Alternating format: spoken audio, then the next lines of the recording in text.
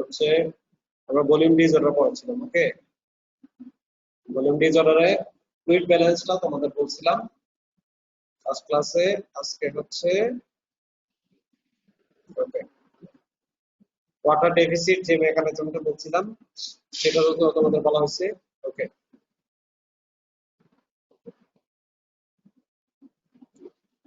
osmolality of the body fluid. Okay,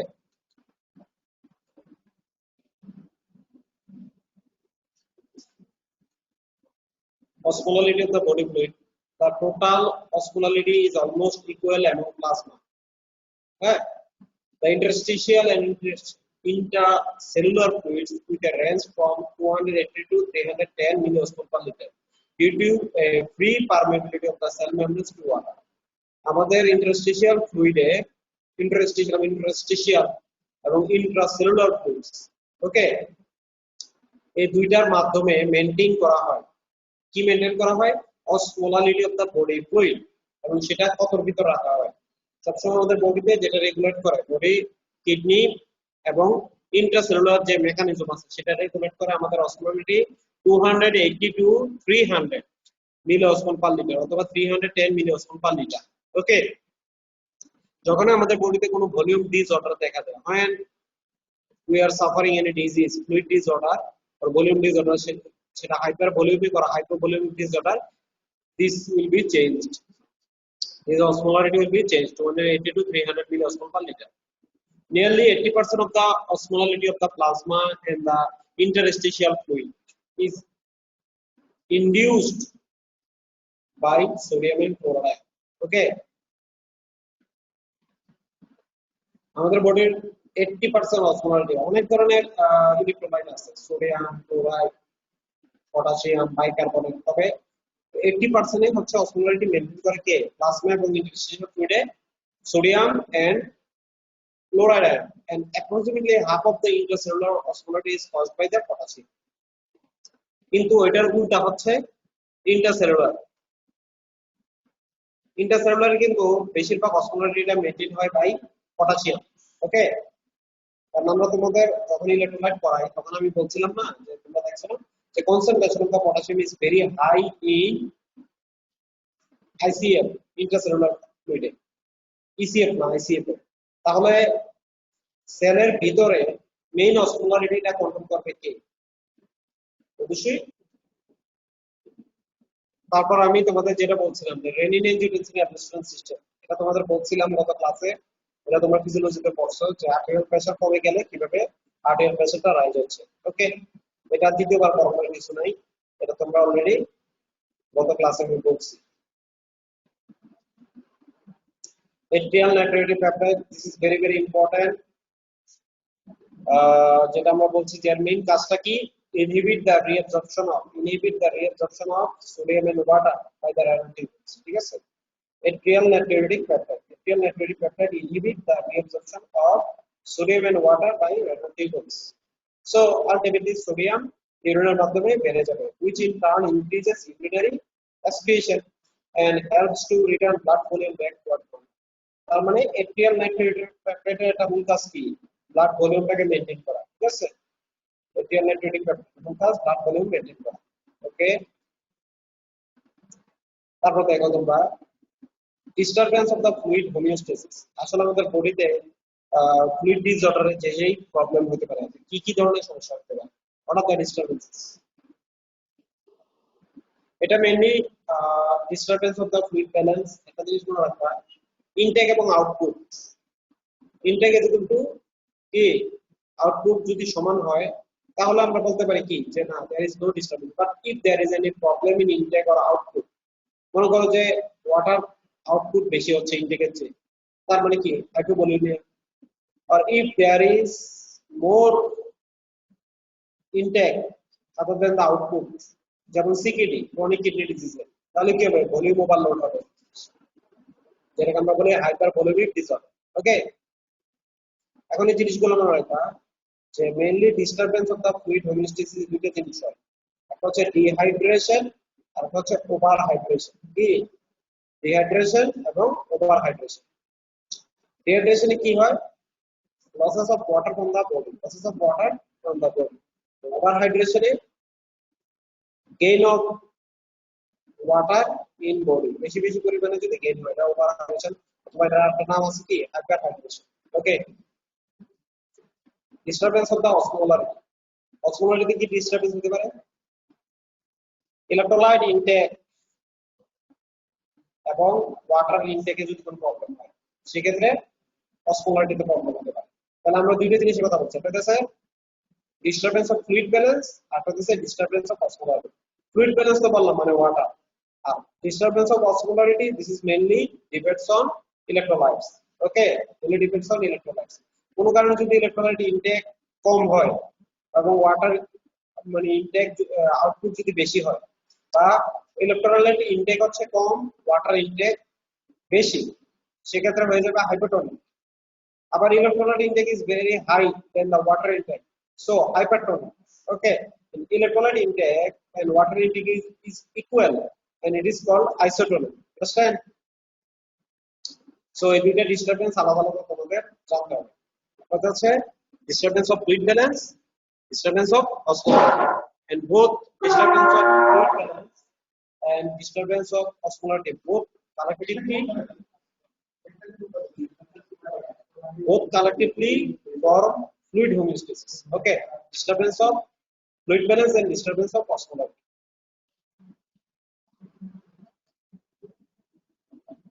So disturbance of fluid homeostasis, disturbance of fluid homeostasis, আমরা এটাতে কি কি কিভাবে আমরা এটা বুঝতে পারবো?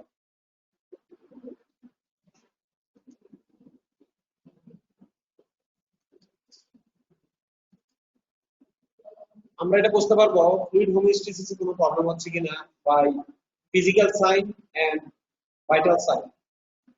ফিজিক্যাল সাইনের ভিতরে আছে কি, যেমন skin turgor, edema, mucous membrane, neck pain, pulse, এগুলো হচ্ছে কি ফিজিক্যাল সাইন। মানে একটা পেশেন্ট আমাদের কাছে যখন আসবে, তোমরা যখন দেখবা আসলে পেশেন্টের কোনো ফ্লুইড হোমিওস্ট্যাসিসে কোনো প্রবলেম হচ্ছে কিনা, ঠিক আছে, সেটা আমরা বুঝতে পারবো কিছু ফিজিক্যাল সাইন দিয়ে।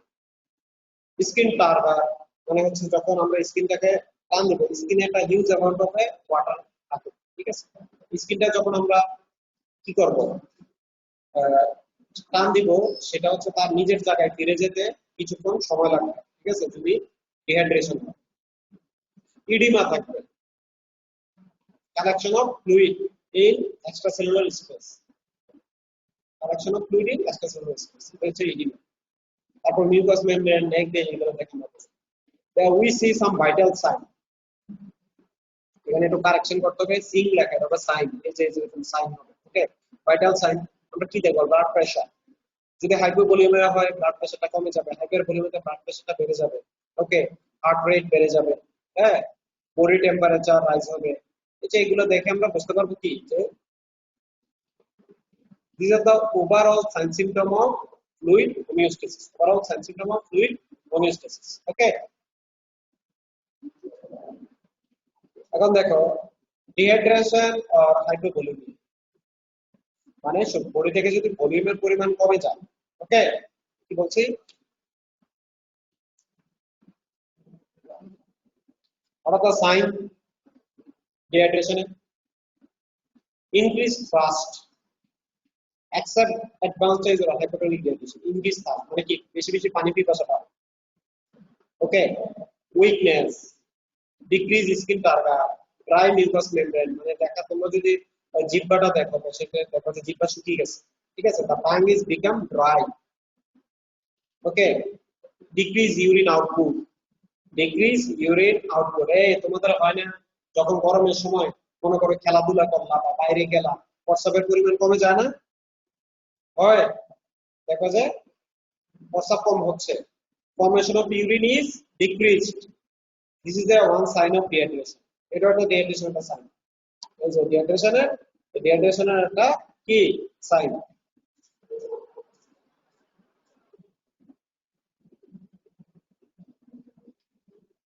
decrease skin turgor, ওকে, হাইপোটেনশন প্রেসারটা কমে যাবে, আর কি হবে লেথার্জি এন্ড স্টুপর কমা। মনে করো কারো মাইল্ড ডিহাইড্রেশন হবে, 4% অফ দ্য বডি ওয়েটের চেয়ে কম যদি ওয়াটার লস হয়, ডিক্রিজ স্কিন টার্টার, মডারেটে কি হবে, পলিউরিয়া হবে, মানে কি প্রস্রাবের পরিমাণ কমে যাবে। ওকে, আর সিভিয়ার যদি হয় ডিহাইড্রেশন তখন কি হবে, হাইপোটেনশন এবং ডিক্রিজ লেভেল অফ কনসিয়াসনেস। ওকে, এই যে দেখো হাইপোভলিউমিয়া, এখানে খুব সুন্দরভাবে আমরা দিয়ে দিছি। দেখো একটার ভিতরে অনেকগুলা জিনিস আছে।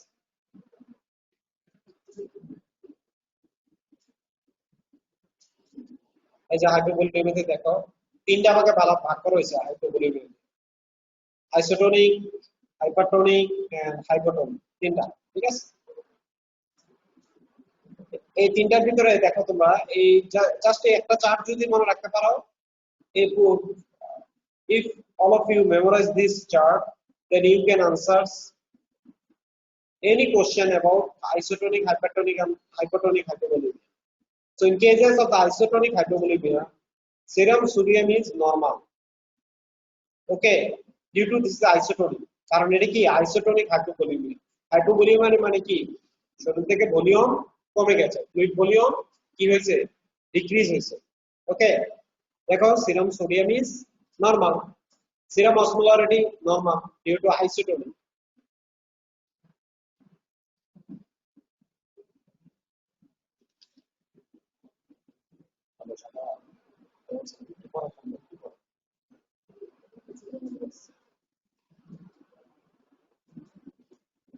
হ্যালো, তারপর হচ্ছে অসমোলারিটি নরমাল, হিমোগ্লোবিন কিছুটা বেড়ে যাবে। ঠিক আছে, হেমাটোক্রিট বেড়ে যাবে, ব্লাড ভলিউম কি হবে, আইসোটোনিকে কিছুটা কি হবে, ডিক্রিজ হবে। ওকে, এবং থ্রাস্ট মডারেটলি ইনক্রিজ। এটা হচ্ছে isotonic hypovolemia. Okay, then hypertonic, serum sodium is increased, hypertonic hypovolemia. Okay, serum sodium increase. If serum sodium is increased, osmolarity is also increased. Mainly the serum sodium and this osmolarity, this is the main point, sodium and osmolarity. Okay, and also the blood volume and fast. These four are the main points of the differentiation of different type of hypovolemia: isotonic, hypertonic and hypotonic hypovolemia. Serum sodium, osmolarity, blood volume and thrust. In cases of hypertonic hypovolemia, serum sodium is increased. Hypertonic means tonicity is increased, so osmolarity must be increased. If tonicity is increased, if in a solution the tonicity is increased, osmolarity must be increased. এই জিনিসটা সবার মনে রাখা। tonicity বাড়া মানে কি,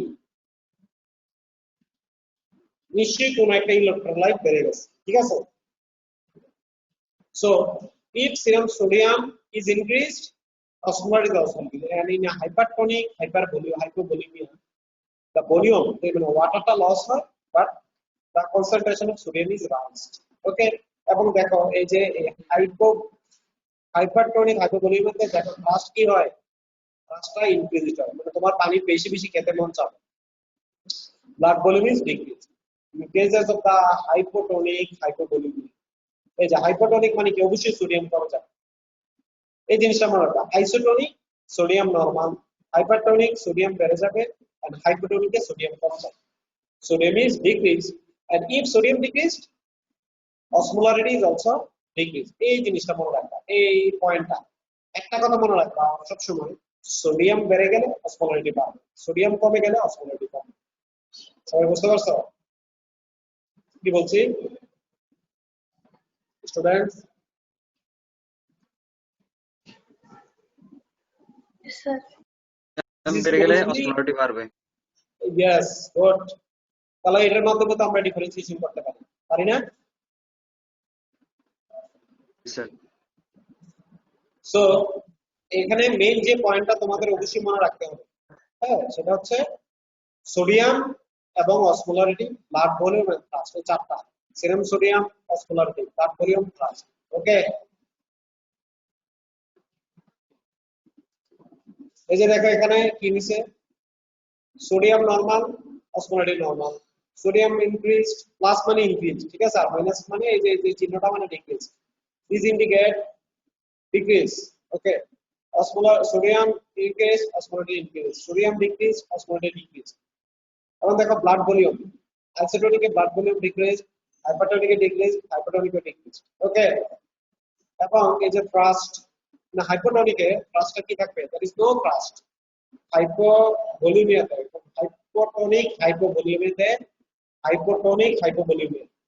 ওকে, thirst is completely absent, কারণ এটা হাইপোটোনিক হাইপোভলিউমিয়া। ওকে, এবার নেক্সট স্লাইডে আমরা যাই।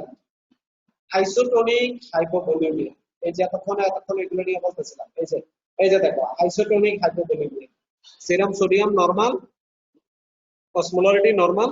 ওকে, হাইপোভলিউমিয়া, এখানে intracellular fluid volume remains constant. এই কথাটা সবসময় মনে রাখবা, intracellular fluid volume remains constant মানে কি, ইন্ট্রাসেলুলারলি ফ্লুইডের ভলিউম নরমাল থাকে, ইন্ট্রাসেলুলার কোনো প্রবলেম নেই, ঠিক আছে। What are the causes? Causes আমরা দুটো বলতে পারি, one is external losses of water, another is internal losses of water। external loss কি আছে, vomiting, diarrhea, hemorrhage, ওকে, বার্নিং মানে পুড়ে গেলে, এগুলো হলো external loss, vomiting, diarrhea, hemorrhage। internal loss মানে কি, দেখো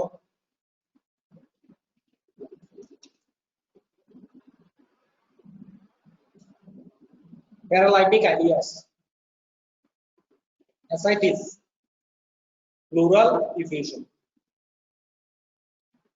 কোনো কারণে যদি প্লুরাতে পানি জমে। Okay, so this are the internal cause. এগুলো হচ্ছে এক্সটার্নাল কজ, কি হচ্ছে এক্সটার্নাল লস, এটা হচ্ছে ইন্টারনাল লস। এই দুইটা কারণে কি হতে পারে, আইসোটোনিক হাইপোভলিউমিয়া হতে পারে, ঠিক আছে। মানে আইসোটোনিক ফ্লুইড লস হয়, ওটা থেকে কি isotonic type of the fluid is losses. Therapy কি, volume raise with isotonic solution, এক্ষেত্রে আমরা আইসোটোনিক সলিউশন দিই 0.9% সোডিয়াম ক্লোরাইড। তারপর দেখো হাইপারটোনিক হাইপোভলিউমিয়া, হাইপারটোনিক হাইপোভলিউমিয়া এক্সট্রাসেলুলার এবং ইন্ট্রাসেলুলার ফ্লুইড লস। তখন এটা কি হয়, এলিভেটেড অসমোলারিটি, কি হয়, এলিভেটেড অসমোলারিটি। কজ এখানে যেহেতু হাইপারটোনিক বলা হয়েছে, হাইপোভলিউমিয়া হবে ঠিক, volume is decrease but the osmolarity is rises, so it is called hypertonic. একদম ইজি, কিন্তু ব্যাপারটা তোমরা যদি মনে রাখতে চাও, এটা একটা সূত্র দিয়ে তোমরা মনে রাখতে পারো, ঠিক আছে। কি বলছি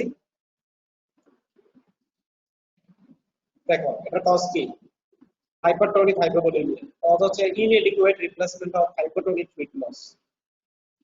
অসমোটিক ডায়ারিসিস মানে ডায়াবেটিস যাদের থাকে তাদের ক্ষেত্রে হতে পারে hypertonic hypovolemia, osmotic diuresis. Okay, decrease ADS secretion, decrease anti diabetic hormone secretion. কোনো কারণে যদি অ্যান্টি ডায়াবেটিক হরমোন সিক্রেশন না হয় তাহলে কি হবে, খুব বেশি পরিমাণে ওয়াটার বের হয়ে যাবে না, urinary excretion of water is increases, so ultimately hypertonic hypovolemia হবে। ওকে, হাই ফিভার, অনেক বেশি জ্বর যদি থাকে, হাই ফিভার। ওকে, তাহলে কি হবে, ওই যে বলছিলাম না, মনে আছে এক্সেসিভ সোয়েটিং, সোডিয়াম এবং ইলেক্ট্রোলাইট যখন পড়ায় বলছিলাম না, excessive sweating, hypotonic fluid loss হবে বডি থেকে। তারপরে কি হবে, hypertonic hypovolemia due to increase sodium concentration. Heat stroke, যারা মরুভূমিতে থাকে, হ্যাঁ ওইখানে হিট স্ট্রোক হয়। ওকে, মেসিভ ডায়রিয়া, অনেক বেশি ডায়রিয়া হলে সারাদিনের ভিতর 10 থেকে 12 বার ডায়রিয়া যদি হয়, সেক্ষেত্রে কি হয়, হাইপারটোনিক হাইপোভলিউমিয়া। ওকে, স্লো ওয়াটার রিপ্লেসমেন্ট যদি আমরা করি অথবা হাইপোটোনিক সলিউশন যদি দেই, এক্ষেত্রে 5% দিয়ে দিতে পারি আমরা ডেক্সট্রোজ ইন এগুয়া এই হাইপারটোনিক হাইপোভলিউমিয়া, বুঝতে পারছো। সেক্ষেত্রে পেশেন্ট আস্তে আস্তে রিকভারি করে। হাইপোটোনিক হাইপোভলিউমিয়া, এটা 3 নাম্বারটা, ঠিক আছে। এটা হচ্ছে 3 নাম্বারটা দেখো হাইপোটোনিক হাইপোভোলিমিয়া।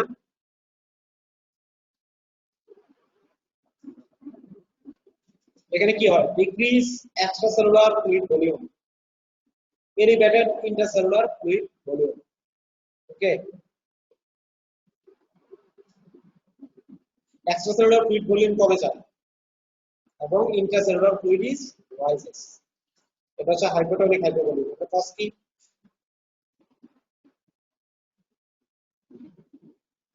ইন্ট্রাসেলুলার ফ্লুইড ভলিউম যদি বেড়ে যায় এটা কিন্তু খুব ডেঞ্জারাস হাইপোটোনিক হাইপোভলিউম। বুঝছো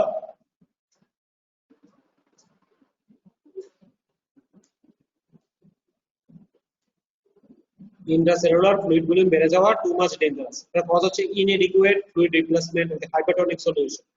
না বুঝা না জেনে যদি কাউরে হাইপোটোনিক সলিউশন বেশি বেশি দেওয়া হয়, আবার যদি মনে করো এডিএইচ সিক্রেশন বেড়ে যায় কোনো কারণে, there is tumour in a posterior pituitary gland, তাহলে অ্যান্টিডায়াবেটিক হরমোন অনেক বেশি সিক্রেশন হবে। আর এই এডিএইচ যদি বেশি সিক্রেশন হয় তাহলে কি হবে?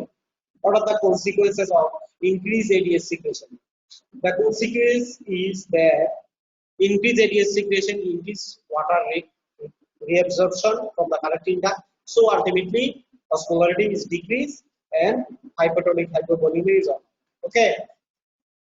এখানে কোনো থ্রাস্ট পেশেন্টের কোনো থ্রাস্ট থাকবে না, মানে পানি খাওয়ার ইচ্ছা থাকবে না, স্বাভাবিক। তারপর হাইপোভলিমিয়া হলে কি হবে? অসমোলারিটি তো চেঞ্জ হচ্ছে, সেটা তো হাইপোটনিক। যদি হাইপারটনিক হইতো তখন কি হতো? থ্রাস্ট সেন্টার স্টিমুলেট হতো।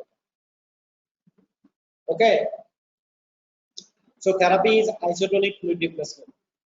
Therapy is isotonic fluid replacement. এবার হচ্ছে হাইপারভলিমিয়া। হাইপারভলিমিয়ার সাইনগুলো কি? Edema, increase skin turgor, elevated venous pressure, central venous pressure, elevated central venous pressure, distended neck vein, pulmonary edema. এখানে কি হয়? এটাকে আমরা তিনটা ভাগে ভাগ করছি, আইসোটোনিক, হাইপারটোনিক এন্ড হাইপোটোনিক।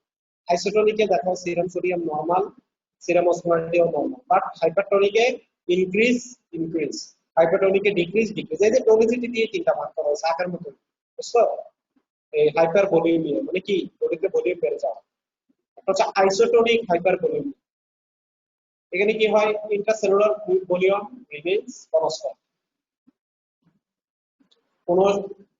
কোনো কিছু কি হয় না, ইন্ট্রাসেলুলার ফ্লুইড ভলিউম চেঞ্জ হয় না। কজ কি? Renal failure, heart failure, decrease oncotic pressure, increase isotonic fluid intake. অনেকগুলো কারণ আছে, renal failure, heart failure, decrease oncotic pressure এবং increase isotonic fluid intake. Therapy decrease intake অথবা diuretics. Hypertonic hypervolemia এটা খুবই ইনফ্রিকুয়েন্ট। এটা কজ হচ্ছে renal failure, excessive hypertonic fluid intake. Hypertonic hypervolemia এটা ভলিউমও বেশি, টোনিসিটিও বেশি। এখানে অবশ্যই থ্রাস্ট বেশি থাকবে, ফিভার, কনভালশন থাকবে। ওকে and now the last is hypotonic hypervolemia. Volume is increased but tonicity is decreased. কেন? Heart failure, drowning, fresh water drowning, মানে কেউ যদি পানিতে ডুবে যায়, পুকুরের পানিতে ডুবে যায়, তার ক্ষেত্রে কি হবে? হাইপোটোনিক হাইপারভলিমিয়া। এই কোশ্চেনটা ভাইভাতে করা হয় যে একটা বাচ্চা যদি পানিতে ডুবে যায় কি ধরনের ভলিউম ডিজ হবে? তোমরা যে হাইপোটোনিক হাইপারভলিমিয়া, তখন তোমার এক কোশ্চেন করতে পারে কেন হোয়াই ইট ইজ হাইপোটোনিক? কারণ হচ্ছে পুকুরের পানি তো লবণাক্ত, তাই না? Same as a normal water. কারণ নরমাল ওয়াটার কি tonicity like as a plasma. So normal water বেশি বেশি যদি খেয়ে ফেলে পানিতে ডুবে, তাহলে কি হবে? হাইপোটোনিসিটি হবে না? হাইপোটোনিসিটি হবে, কারণ সোডিয়ামের কনসেন্ট্রেশন ব্লাডে কমে যাবে।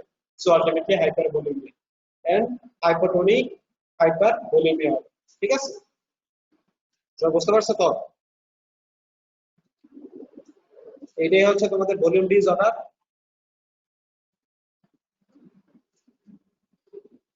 এখানেই শেষ। তোমরা ভলিউম ডিসঅর্ডার গুলো খুব এখান থেকে কোশ্চেন আসে, মানে রিটেনও কোশ্চেন আসে ভলিউম ডিসঅর্ডার থেকে। হাইপার ভলিউমিক এবং হাইপোভলিউমিক ডিসঅর্ডার তিনটা ভাগে ভাগ করা হয়েছে, isotonic হাইপোভলিউমিয়া, hypertonic hypovolemia and hypertonic hypovolemia. Same as a hypervolemia, এটাকে ভাগ করেছে তিনটা ভাগে, আইসোটোনিক হাইপারভলিউমিয়া, হাইপারটোনিক হাইপারভোলেমিয়া এন্ড হাইপোটোনিক হাইপারভোলেমিয়া প্রত্যেকটার ক্লাসিফিকেশন এবং কজ একদম ঝাড়া মুখস্থ করে ফেলা সবাই all of you completely memorize the classification and causes of all the volume disorder okay তারপর ওকে আমরা স্যার পটাশিয়াম ডিসঅর্ডার নেক্সট ক্লাসে পটাশিয়াম ডিসঅর্ডার ওকে